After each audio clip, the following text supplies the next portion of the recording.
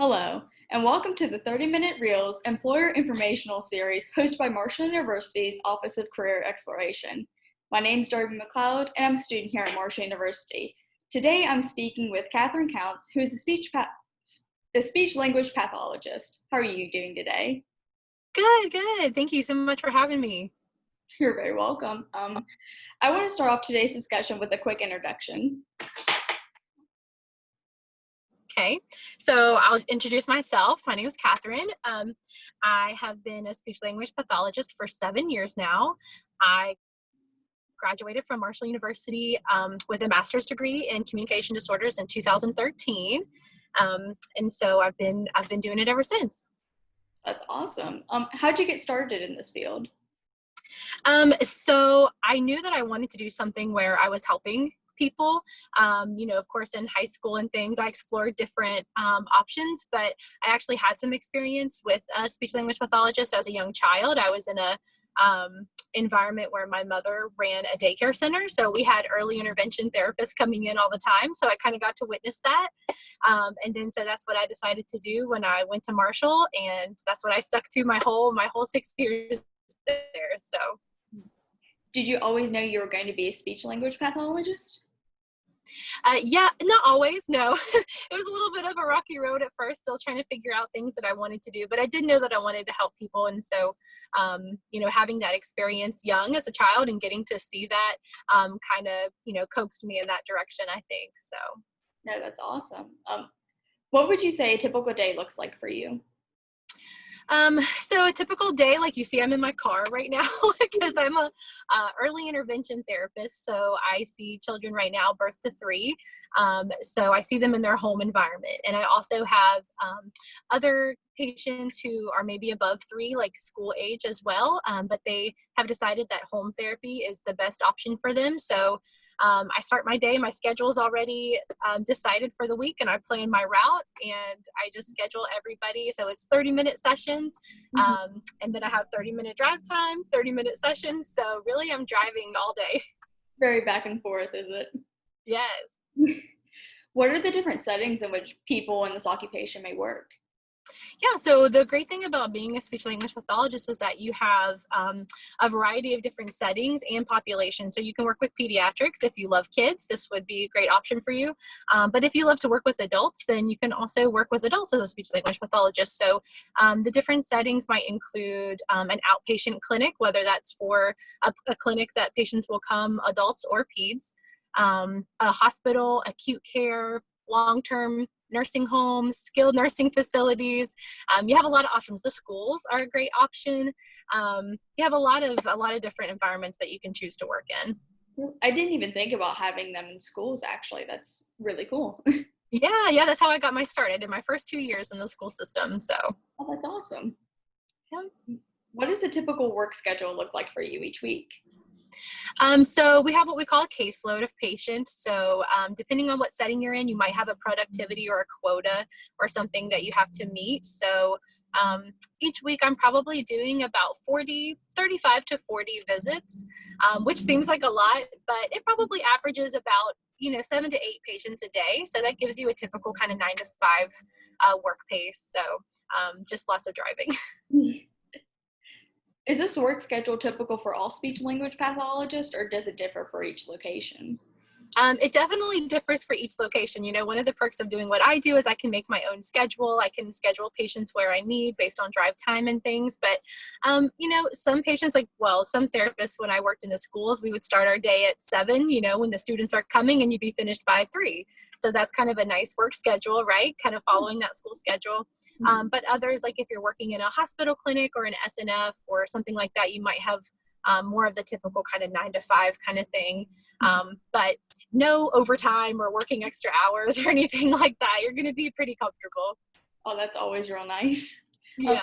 What is the process to obtain a license in a state? Okay, so to obtain licensure, really all you have to do is pay the state money. Yeah, so once you graduate, if you decide that you want to be a speech language pathologist, we have something called the 3 C's. So one of your CC, and that's through the American Speech Language and Hearing Association. That's your national accreditation. So you get that once you graduate and have your master's degree. But you also need licensure, like you mentioned, to practice within whatever state you are living in. So really all you have to do is have your C's from ASHA and pay the state a fee that they'll give you a license. And that licensure actually is a little bit of an easy process. It's not that hard to obtain a licensure at all, actually. So there's no like specific test that you have to take per state to get a license to practice in that state? No, so when you graduate with your master's degree, you will pass the praxis test, and that gives you your national accreditation. So that's what ASHA is looking for. They want to make sure you pass that test. Okay. Is it difficult to travel or work in different states with this career? No. So I always tell people that your credentials are your job. So once you're credentialed as a speech language pathologist and you have your ASHA competency, those 3 C's I was talking about, and your licensure, you can work anywhere you want. All you have to do is just obtain that state licensure for that state. And those opportunities are going to be there for you wherever you go. Can you hold multiple licenses for different states? Yeah. Or here in your like tri-state? Yes, so that's a great question. You definitely can hold multiple licenses. Of course, it's going to cost you a little bit to get licensures in other places, but one of the great things about what we're doing now is seeing more telepractice during this pandemic. In order to practice through teletherapy, that is something that speech language pathologists can offer, you have to be licensed within the state that you live, but then you also have to be licensed within the state that you're serving your patient. So I live in Raleigh, North Carolina. Yeah. If I want to service someone in West Virginia, I have to have licensure in North Carolina and West Virginia. Oh, that's really cool, actually. Never even thought about it. What is the most rewarding thing about working in this industry? I think for me, since I work in pediatrics, if you ask that question to someone who works with adults, it might be a little bit different. But for me, working with pediatrics is I get to see the growth. I get to see the skills that are gained. I get to see progress, and, children reach a communication goal. They're able to communicate with their families, and their loved ones can understand them, and they're able to, function within this, life. So I think that's the most rewarding thing, is to see the progress that we get to see. Mm-hmm. What's some of the most challenging things about working in the industry? I think some of the challenges, I was thinking about this earlier, so I looked at my note, because I was like, I really had to think about this one, because I love what I do. I'm very passionate, but of course there's challenges along the way. And I think, sometimes having difficult conversations with parents, as a speech language pathologist, sometimes we're the first ones in the door, and we might be identifying a child with autism, or we might be identifying a child with a genetic condition, or something that the family hasn't really gotten to understand yet. And so sometimes we have to have difficult conversations with families, but we get to have a beautiful relationship with them, through it all, and get to see the journey. But it is hard sometimes to, have to open up about those things. You're not just making the child's life, like you're making the parents' lives as well. Exactly. What skills are most important to acquire, and what skills do employers look for? I think how to communicate with families, that's going to be really important. You need to be a good communicator. Sometimes we want to be very forward about things, but we need to coax families into some things sometimes, and just be very delicate with our presentation, and just be clear and good communicators with families. I think good communication skills are definitely top priority. Also, being flexible, understanding that things happen, especially if you're working in the pediatric population, things can go wrong at any moment, and so it's good to be a problem solver as well. Problem solving skills, I think, are very important, so that you can be quick to say, okay, how can I fix this? How can I help you here? What can we do to try better? That kind of thing. So definitely problem solving too. It seems like it's one of those careers where you have to have okay, this didn't work, what's something else? And then what's something else afterwards? Exactly. And you're learning together with a family, and it's definitely a cohesive, good relationship where you're trying to navigate it together. So how important is career development in college, like networking, mentorships, and job shadowing? Yeah, I think it's really important because, especially if you're going to have a major in communication disorders, once you get to graduate school, if you decide to go that route, you're going to have what is like clinical experiences. So you'll have clinical placements. So you're going to be placed in a school, or you're going to be placed in a hospital setting. You're going to have different settings that you're going to have to gain clock hours for. And so those are really important to learn those environments and decide, do I like this, or is this not for me? Kind of thing. So I think taking those opportunities in college are really important so that you can figure out what you like and definitely what you don't like. Would you recommend to students completing their bachelor's degree to continue their education? Yes, for sure. And especially if you want to be a speech language pathologist, you have to have a master's degree to practice. So yes, if you complete your bachelor's of science in communication disorders, you can be a speech language pathology assistant. But that would not be doing any type of evaluating, diagnosing. You would just be doing treatment only. And really, they only hire those within the school system to help with high caseloads, to help do some treatment. So yeah, definitely encourage you to get your master's degree. Oh, that's interesting. I didn't know that. Yeah. What job search advice would you give to job seekers?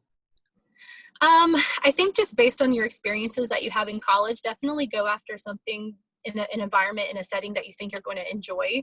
But be open to any opportunity that presents itself to you. I encourage them to apply to multiple places, maybe a good 3 places, and interview with them and see, okay, they're telling me things I like. This setting sounds like it's appropriate for me. I feel like I'd be a good fit here.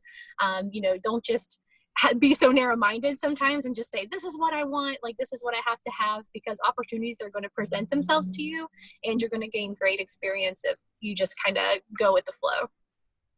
What resume tips would you give to prospective job seekers? I would definitely say any experience that you gain, whether you deem it that great of an experience or not, definitely needs to go on your resume. If you're a graduate assistant, I was a graduate assistant myself in college, so I definitely put that on there. What type of placement you were set in for your clinical placement, that definitely needs to go on there so they know what type of experience you were able to gain. Any work experience that you feel relevant to what you're going to do, and especially your strengths. I always like, put your strengths on there. I'm a good communicator. I work well with families. I work well with others. I like a team environment. Talk about yourself too, and sell yourself as a therapist.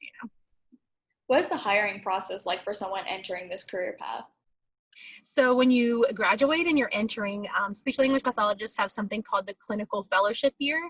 So that will be 9 months of, you are definitely on your own, but there will be somebody who already has those C's that we talked about, their ASHA certification, who will kind of be supervising you. So they will meet with you once every 3 months within that 9-month time frame to make sure that you're doing everything, you're able to do these skills on your own, you're able to evaluate, treat, all that stuff.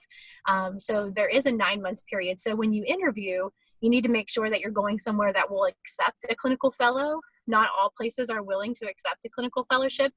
So you need to make sure that that's something that they are willing to work with and supply you, because you have to have your CF year. And you said you meet with some person who's already been qualified, taking the test and stuff every 3 months, right?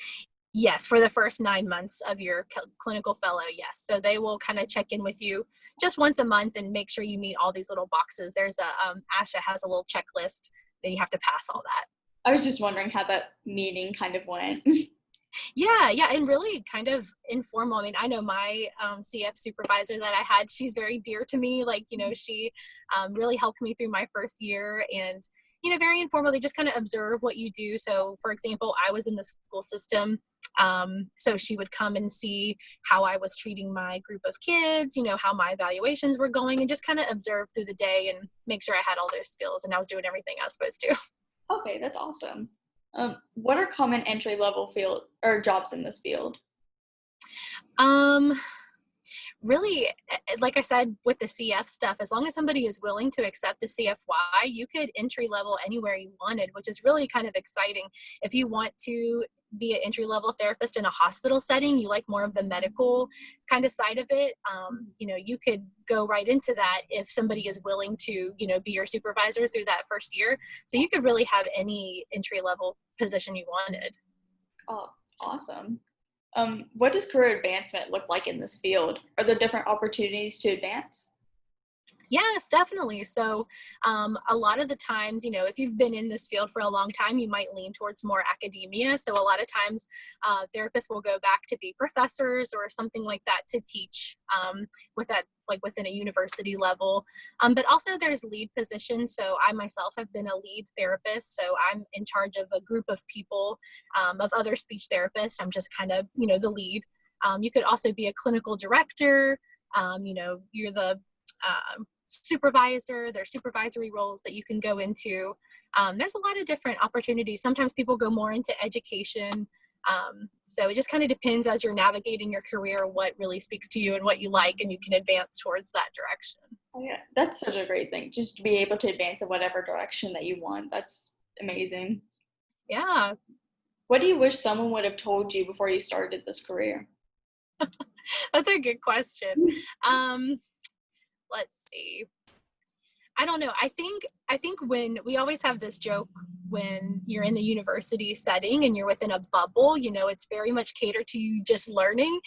You don't get a lot of real world experience because everybody is really helping you along the way. So I do kind of wish somebody was like, once you get into this position, like you're really on your own, like you are going to do it 100%, on your own. And so it can be overwhelming. I think maybe somebody should have told me how much paperwork I had to do when I was in the schools, but it is kind of like you get to see the real world and you just kind of need to be prepared. Like, okay, now I'm finally doing this on my own kind of thing.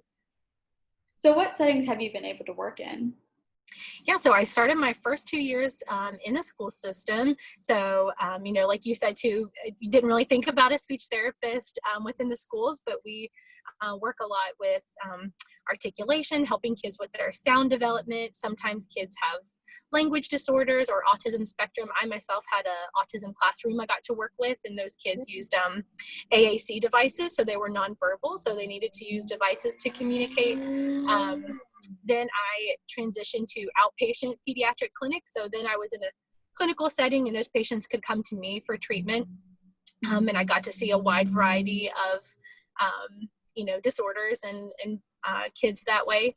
And then I transitioned from there to early intervention. And that's really what I've been doing since then. So kind of taking a specialty, which is a nice thing about this career too. You can start to specialize in areas that you're really passionate about. And one of my areas that I really saw a need for is feeding and swallowing. That is something that speech language pathologists help with. And so in the feeding and swallowing area with pediatrics, it might be a child that has a feeding tube or they have low tone and they have difficulty chewing and swallowing. They could have oral aversions and they're very sensory sensitive to food and things. So that kind of became a specialty of mine. And with early intervention, getting to be in the home environment with them where they're comfortable, working with their families has been really rewarding. So I've kind of stayed there for the last five years now. Which setting did you like the best? Definitely the home setting. I just like kids really feel comfortable in their home environment. It's a lot flexible too. I can make my own schedule, travel throughout the day. I'm not in a clinic setting or in a building all day. And I get to meet a wide variety of families and, build great relationships with them. And so, we're in their homes every week. So we get very close and it's very rewarding. How far is the radius that you travel, if I can ask? Like, do you 30 minutes or like? So the company I work for makes sure that, and this would be a great thing if you're seeking to do some home therapy, if you want to go this route, to make sure that whoever you work for will keep you within a, reasonable distance. So based on where I live, probably within a 20 to 30 mile radius. And so, I might travel 20 minutes to my first one and then try to stay in that area for the day, and then head home. So I really try not to do too much traveling if at all possible. I'm not going too far out of my way. Yeah, that's great. Is there a particular setting that was your least favorite? I would have to say, not that it was my least favorite, but the most challenging for me was the school system, just because you have a really heavy caseload. There's a lot of kids. You do what we call group therapy. So all the kids are grouped together and they're all working on different things. There's a lot of paperwork, IEP meetings, different things that it's a lot of work. And especially as somebody coming in with their first year of zero experience, it was challenging, rewarding still, but yeah, it was challenging. You mentioned that you're a lead therapist, correct? Yes. What all does that entail? So being the lead of a speech team would be that any issues within the speech therapy team of, therapists that we have, if they have any questions, if they have any concerns, they kind of come to me. I can also help lead them. We have to get CEUs, which are continuing education units.